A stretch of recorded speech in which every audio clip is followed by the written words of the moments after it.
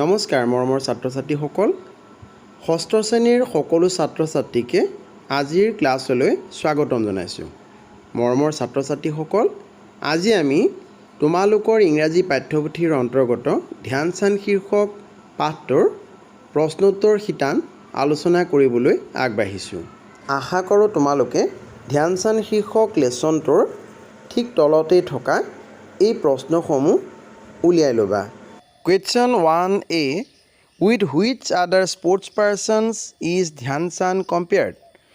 অন্য কোনসকল খেলুৱৈৰ লগত ধ্যানচান্দক তুলনা কৰা হয় Answer Dhyan Chand is compared with the sports persons like famous football player Virat Kohli and boxer Muhammad Ali. ধ্যানচান্দক বিখ্যাত ফুটবল খেলুৱৈ Virat Kohli আৰু বক্সাৰ মুহাম্মদ আলীৰ দৰে খেলুৱৈসকলৰ সৈতে তুলনা কৰা হয় Question B Who were the leading masters of hockey when Dhyan Chand started his career?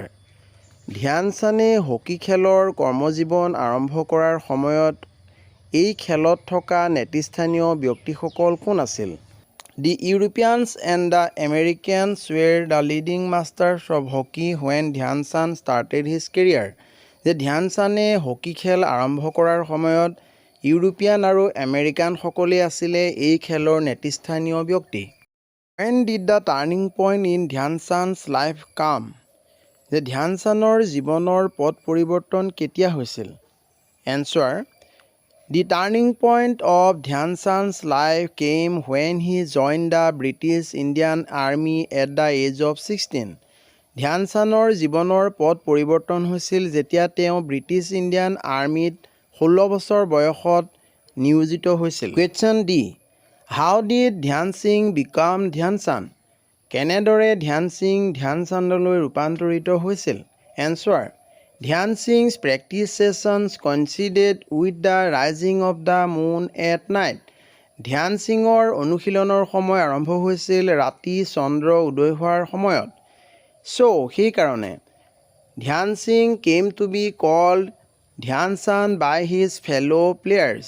ধ্যান সিঙক তেওঁৰ অনুগামী খেলুৱৈসকলে ধ্যানচান্দ বুলি কৈছিল and thus আৰু এনেধৰণেৰে he became ধ্যানচান্দ তেওঁ ধ্যানচান্দ হৈ পৰিছিল Question E Where did Dhyan Chand win the title hockey personality of the century? ধ্যানচান্দে ক'ত শতিকাৰ হকী ব্যক্তিত্ব সন্মান লাভ কৰিছিল Answer Dhyan Chand won the title hockey personality of the century in the 1936 Olympics in Berlin. ধ্যানচান্দে 1936 চনত বাৰ্লিনত অনুষ্ঠিত হোৱা অলিম্পিকত শতিকাৰ হকী ব্যক্তিত্বৰ সন্মান লাভ কৰিছিল Question F What is his birthday celebrated as? তেওঁৰ জন্মদিনটো কি নামেৰে উদযাপন কৰা হয় Answer His birthday is celebrated as National Sports Day.